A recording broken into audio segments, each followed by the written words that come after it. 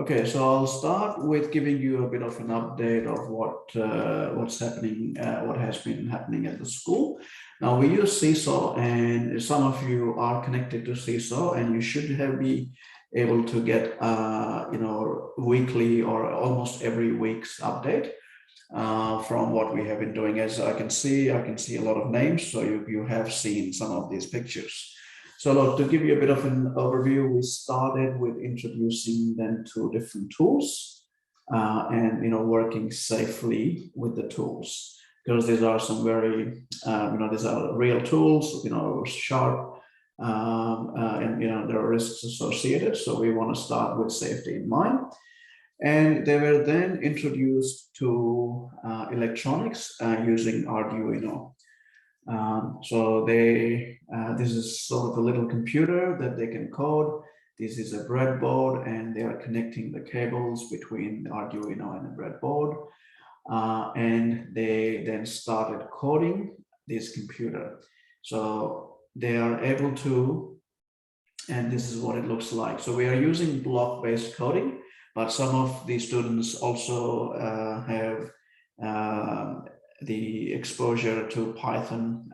So the editor we use on the right-hand side gives them the view of Python. So we like to use the block-based codings just so that everybody can understand the concepts behind it. But where possible, there are opportunities to learn Python along with this. So once they did that, by the way, we share this with robotics students. So there are some robotics videos and updates in my view. And you must have seen this video. This is where students are learning about power and motors and how the powers changing the polarity can change the direction of the motor, spinning clockwise or anti-clockwise. So this is what I was talking about. As you can see in this photo, what you can see here on the right-hand side is the Python. So they're coding here, but they are able to see the equivalent of the code in Python here. Moving on.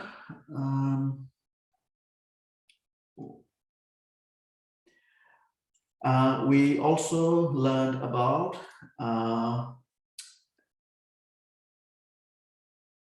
motor controllers. Okay, so this is a motor controller.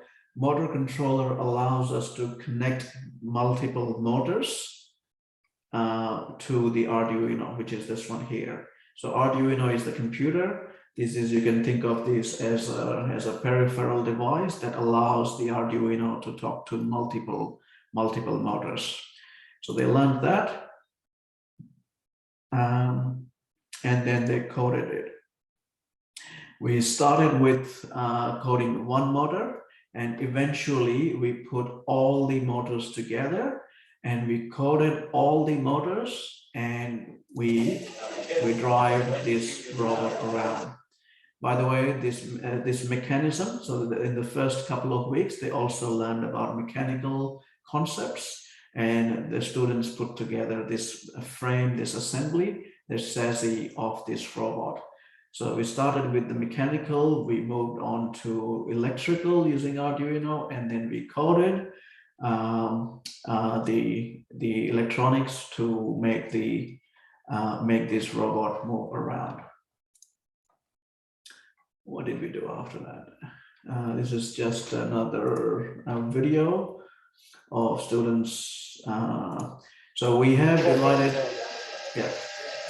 So that's an example of So we have 7 or 8 students, and we have divided them into 2 groups. So the group 1 had one of these that they were working on, and group 2 had their own robot as well. And eventually, last week, I think, or the week before, we introduced them to the competition robot, which is, to give them a bit of a briefing about what the competition is about and what they could expect. So I'll play the video in a second, but this is the robot that our students at another school put together last year, and they competed in this competition. This is all industry standard components. So there are real motors inside this. There is real electronic components. There is a drivetrain. There are driving belts inside this robot, which was all put together by our students and coded and tested and so on. So let's play this.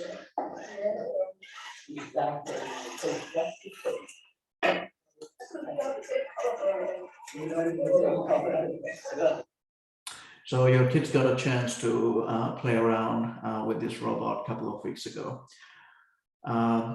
Yeah, so look, we have a few different levels. Our programs are curriculum based. What I mean by that is that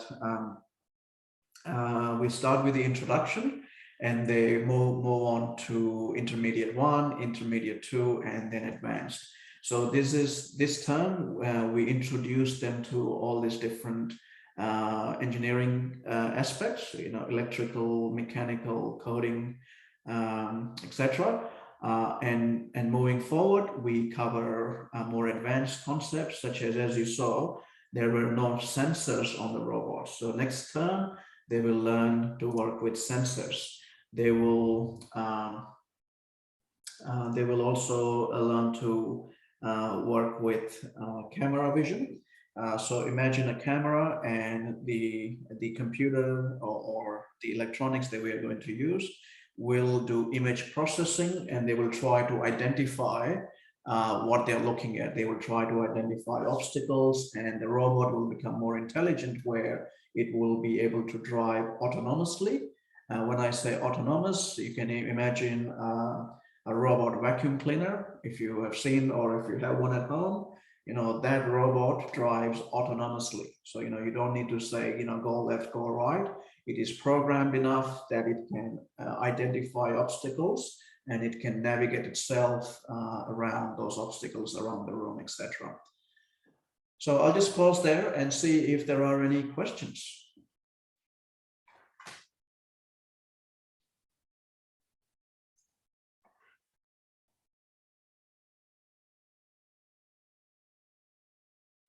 Okay, if there are no questions, then let me then talk about the competition. So the name of the competition we are going to be looking at is called First Tech Challenge. Okay, I've just done a bit of a YouTube video. First is a global organization. It stands for, let's quickly have a look. It's a long acronym. I don't remember about first. There it is.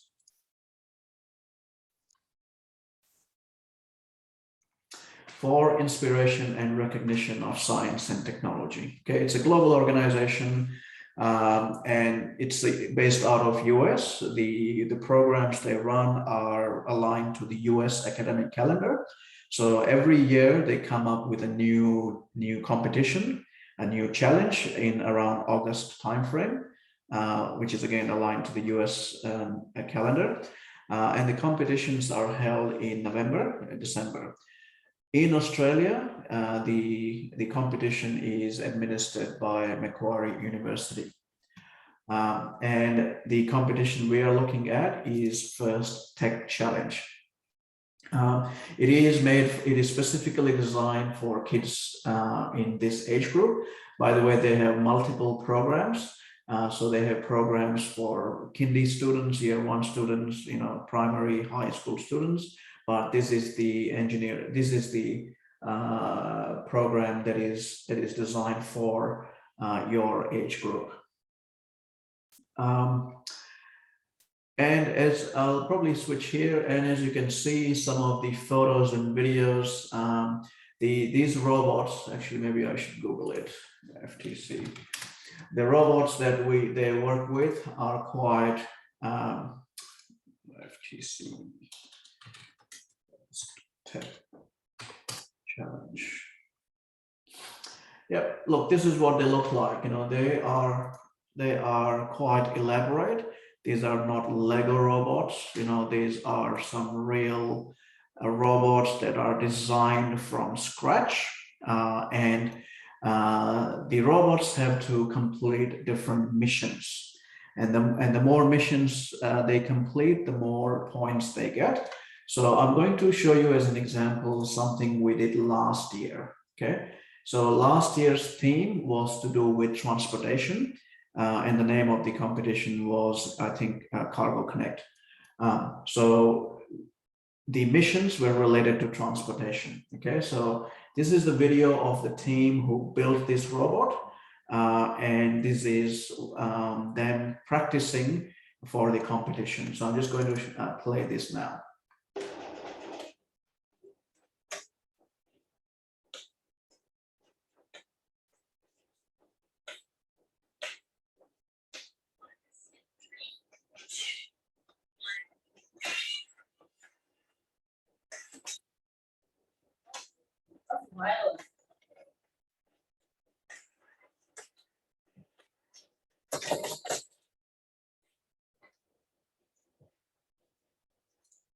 So I'll just pause here. So what you're looking at here is actually the field for the competition.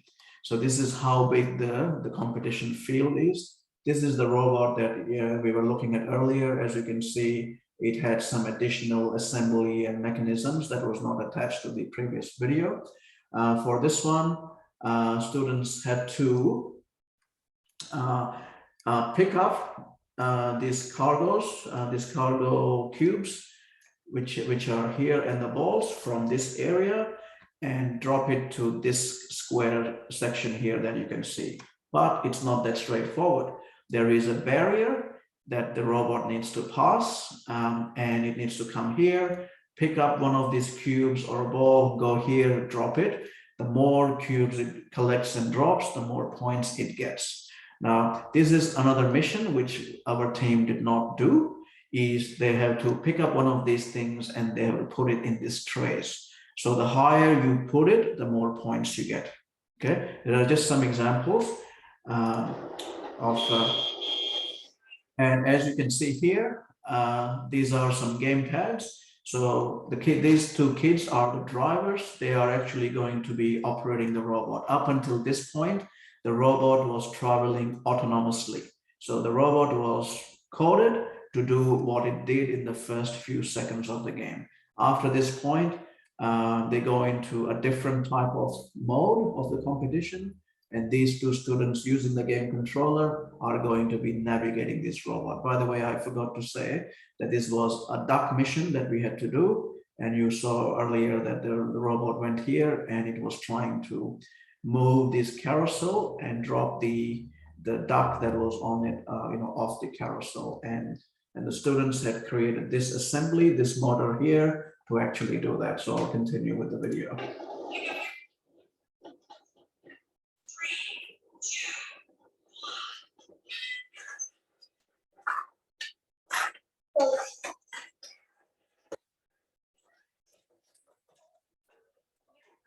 So I'm just where you'd say that no. Okay.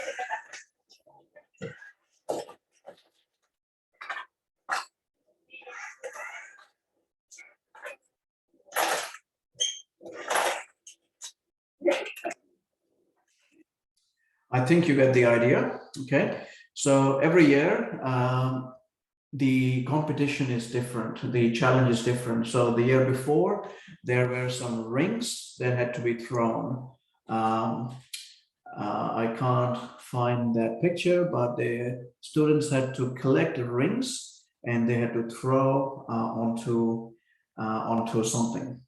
But look, this is what sort of it looks like. When the competitions happen, there are actually 4 robots in a field at the same time. There are two robots that are working as a team, and there are 2 robots that you're working against. So there is a blue team and a red team, and it's a very carnival-like atmosphere. And this is more than just robotics. So there is also, this is a game of strategy. And students are also expected to scout and partner with other teams. So as I said, this is not an individual team. So every time you compete, there are 4 teams on the field. You're working with another team and you're working against 2 other teams. It's not about sort of knocking other people's robot, but you're working in partnership. And the idea of that is, you know, how do kids learn to, you know, work with other teams, and the teams get a combined score depending on how both teams that work together. And it is possible that when we partner with other teams, we want to look for teams that are complementing us. For example, if we are not doing a particular mission, let's say, you know, I said earlier that we are not doing this mission. So maybe ideally, you know, our strategy could be, let's partner with a team that is doing this mission. Okay, so we'll get points for doing this mission whilst our robot is going to be doing this other mission. Okay, so there are different rules. So there are bonus points, there are penalties, there are certain missions that can only be done at a certain time. As I said, first 30 seconds is autonomous. The next 2 minutes is driver controlled. And last 30 seconds, they call it an end game. Again, there are different rules that apply and so on. So I'll just pause there and see if there are any questions. I can't see the chat at the moment, so please unmute yourself if you have a question.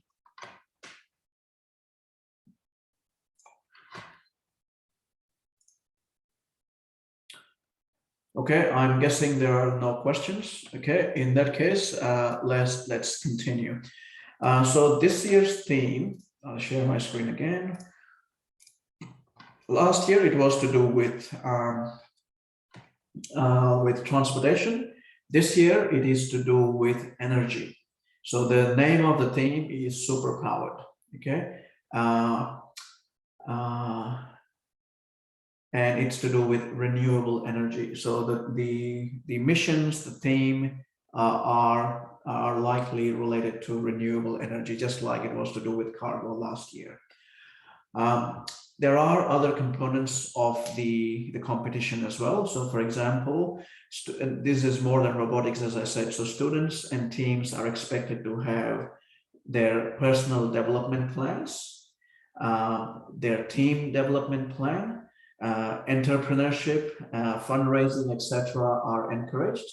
But because this is the team's first year and we only started in term 2, we are not going to be focusing too much on that. Rather, we would be focusing on the technical aspects in the first year, just to get our basics right.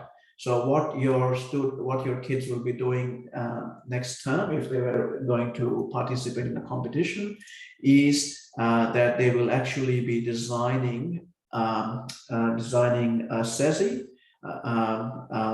the drivetrain, a robot. You know, this is the design of the team we worked with last year, and they are continuing this year. But your kids will design a robot with our mentoring, with our guidance, based on what they think is the right design for their robot.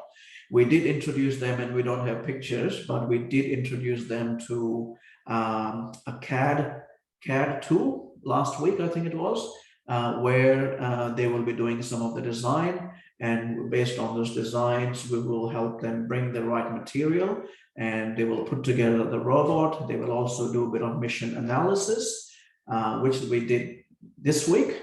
As you can see, these are some of the strategies we looked at. And yeah, so they will develop a custom robot to meet the competition requirements based on their strategy, which missions they are going to pursue, and so on. And then they will be developing their electronics, they will be doing their coding, they will be practicing, and they will prepare for the competition. If your child is not part of the competition, they will still they can continue to learn. They will learn our intermediate 1 and intermediate 2 lessons and activities, but they won't be part of the competition then. Okay, I'll just pause here and see if there are any questions.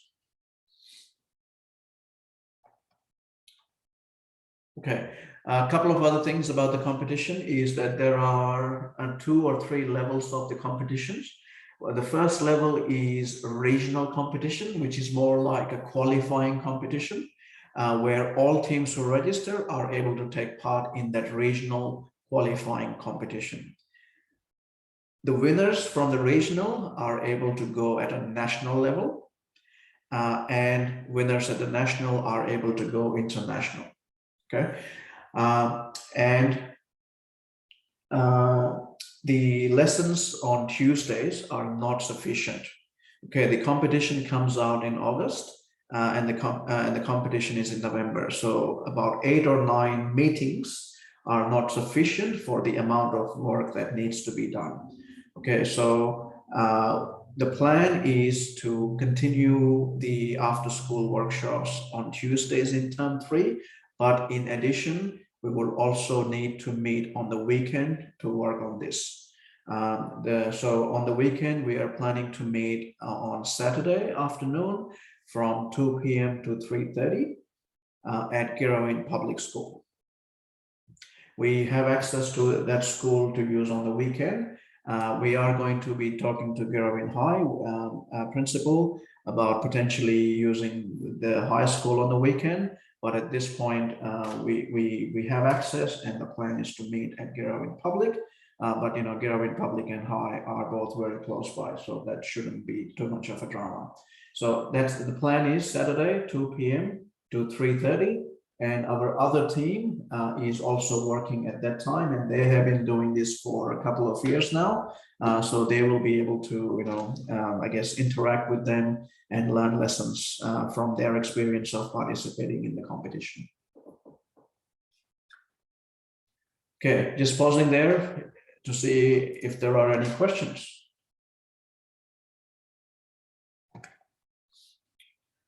Okay, if not, I just want to point something out to you as your kids are in year 10, 11, 9, etc. Just wanted to point out that some of these programs that we are talking about in the competition are really highly valued by universities, including Macquarie. So one of their pathways for getting into university is a Leaders and Achievers Early Entry Scheme. And as part of that scheme, they look at a few different things. And one of those things that they look at is leadership. And that includes things like participating in a school or a community event as a captain or other things. And participating in these first competitions are held in a very high regard. Now, this, I just wanted to clarify that this is not exactly the same competition as your kids will be doing, but it is a first competition, and there is opportunity to participate in the first robotics competition in the future. So if I just come back here, so first robotics competition is one level higher. We are doing the first tech challenge. Potentially, if you're interested, your students can, or sorry, our students, your kids could participate in the first robotics competition. But the point I wanted to make is that these programs are valued very highly for university admissions, etc. You could search for the Leaders and Achievers Early Entry Scheme for Macquarie. Okay, so last thing, let's talk about the fees. Okay. So look, the plan is to continue the after-school program on Tuesdays, which is where we will work on the competition, but we will also need to work on meet on the weekend. And there is going to be a fee of $250 for the weekend meeting in term 3 and $150 in term 4. And part of this is, by the way, some of this, not some, but all the equipment I showed you earlier, all the robot bits and pieces, you know, they all come from specialized manufacturers in America, including the electronics components and the battery packs, the mobile phone, the game controller, the sensors. the competition rules don't allow or only allow certain types of components that are considered legal. If we use something that is not part of their list, our team will get disqualified. So we have to use only legal or allowed components, and these come from America. And trust me, these are very, very expensive parts. These are not Lego. Even Lego are very expensive, as you would know. And we pay for shipping as well from America. So these add up quite a bit. So these are quite expensive parts that we use. So going back to the cost, so $250, and the term 4 meeting will go until the competition day, which will be in sometime in mid to late November. We don't know the date yet, but the weekend meeting will continue until the competition day. It won't go throughout term 4. In addition to that, there are some one-off fees. Is that to register the team, we pay an amount of roughly that for registering the team, and we pay this fee to Macquarie University. What we do is we divide this equally amongst the team. So if there were 10 team members, you'll pay $55 for registration. If there were less, you'll pay slightly higher, and so on. Also, when teams go and participate, one of the things we do is we create team identity. So we will be coming up with a team name, a team logo, and as you can see in this picture, is that they're all wearing, like, these guys are wearing yellow t-shirt. The others are wearing blue t-shirts, and so they all have sort of uniforms, as you can see. Not uniforms, but they wear their team t-shirts. And they have sponsors and things like that. But look, we are not going to be doing too much of that this year, because it is their first year. All right, so that's for that. This is just something we get it made for you, and it's roughly around $30 per t-shirt and $75 event attendance fee. So what happens is these competition days are very long. Okay, they start at around 7:30. 8 o'clock in the morning, and they go until around 4 o'clock, 4:30, 5 o'clock in the evening. And they go over 2 days, okay? And when these competition days happen, our coaches are required to be with the team. So this is when 1 or 2 of my team members will be with your kids throughout the day, with them on the competition day or 2. So it will be, so this is to cover the cost of my team spending the entire day on the competition day. So this is just to recover that cost. So look, we in this fees, which is not a lot if you look at how many hours we'll be spending, we plan to provide all the raw materials and parts and tools that will be required for the building. Last year, our team won a Judges' Choice Award. That was their first year last year. Now, I'm not promising anything like that, but what I'm promising is the experience of participating in this competition and learning from it, and use this really to develop their character, develop their hands-on skills. Look, our program is 90% hands-on. We do cover the theory, but as you can see from the pictures and videos, all the time they're spending is just doing hands-on activities, which is something they may not get the opportunity to do it in the school. So I think I've been doing a lot of talking, so let me stop there and see what questions you have. Okay, so some questions from Rupendra. So how many students in the team? So a team can have up to 10 students. So we are, so they can have up to 10. Yes, so second question, if they are not participating in all aspects of the competition this year, is there a plan to participate next year in full competition? Yes. So this is exactly what we are doing with our other team. So last year was their first year. So we focused on the basics, which is to get our robot together, to participate in the competition. And this year, we are working with them on the other aspects. So we are working with them on their personal development plans, team development plans. They are creating a team website. We are planning to have some outreach component. So part of the expectation is that students go and meet industry experts or other teams who are more experienced than them and learn from them. And they also pass on their knowledge, what they have learned, to other people. So we are working with that other team to find opportunities for those outreach programs. Something that I'm doing with them is that they're actually participating in a TED Talk program as part of their personal development plans. So these are the things we plan. We are doing it for our other team. These are the things we plan to do with your kids next year. It's just that this is a new team, new students. We've only had an introduction term. There is a lot of work to do between now and November, and we will focus on getting the robot, getting the basics right. Yes, will do, Ashish. Any other questions?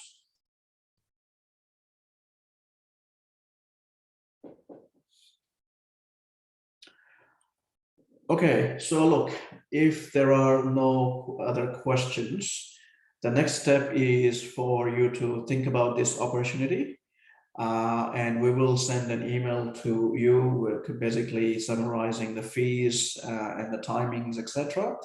And you let us know, and if you would like your child to participate, and we will take it from there. The weekend class is on Saturday at Girawan Public, 2 p.m. to 3:30. We would likely stay back, depending on the progress we make towards the end of term 3 and as we get closer to the competition. And if you don't want to participate, as I said, your kids will continue to learn our Intermediate 1 program on Tuesday afternoons. Yeah. All right, I will hang around for another few minutes if anybody else has any further question. But otherwise, I will send you this recording and I will send you a note, a reply to the note, and this will start from term 3. Okay, thank you, everybody. Have a good evening.